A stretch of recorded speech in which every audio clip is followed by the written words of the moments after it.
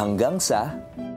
Kailangan maghanda na ang lahat para sa inyong final performance. Matapos marinig ang hudyat, ang housemates agad na naghanda. Ilang sandali pa, ang housemates nagsimula ng magtanghal para sa unang P-drama story. 5, 4, 3, 2, action!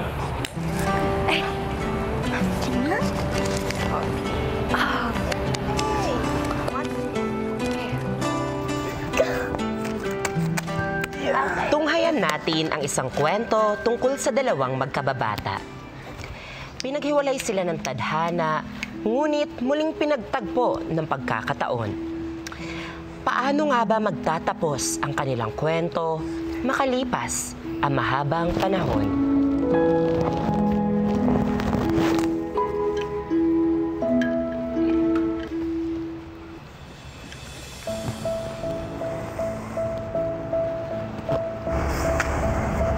Jisoo?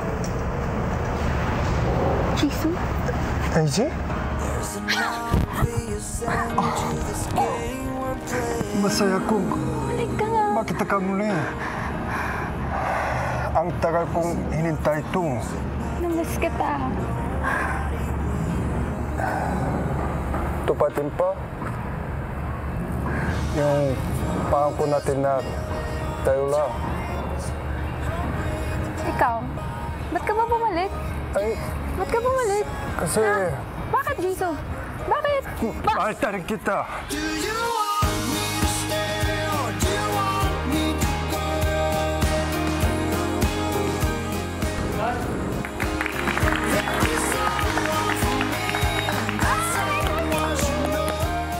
Handa na ang housemates para sa ikalawa nilang istorya ng pag-ibig.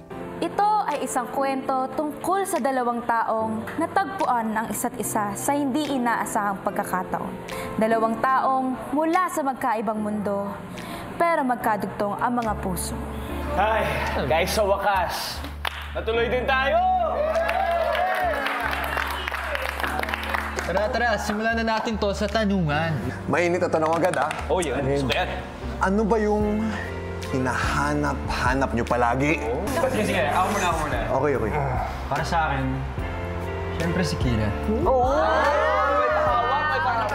Ako naman yung taong akma ko, mamahalin ako tama. Hindi po naging madali para sa kanya na magsalita ng full Tagalog. Bakit? Hindi ka ba natrato ng tama? Hindi, palagi akong niloloko. Jisoo, mahanap mo din yan. Tama. Malay mo. Diyan lang yun siya sa tabi-tabi mo. Diyan sa tabi, ah. Kaya tabi-tabi ka doon ng onte kami. Doon muna kami.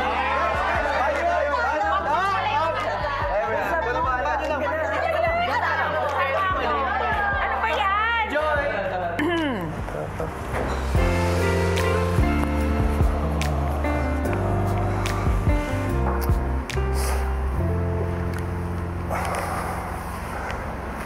Ang ganda mo naman. Salamat, pa. Parang kang ewan.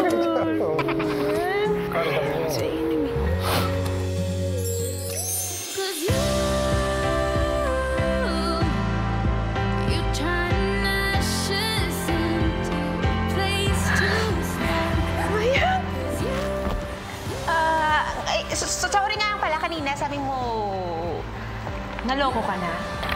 Oo, masakit. Pero nandiyan ka. Nandiyan ka na, mahal. Nandiyan ka na, mahal.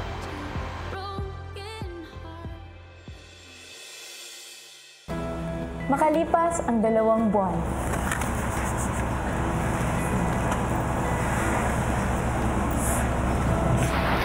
Salamat dahil tinanggap ako. Oo naman. Mahal. Sa mahal kita. Alam naman po natin na hindi po siya sanay sa Tagalog. Kailangan po talaga ng oras.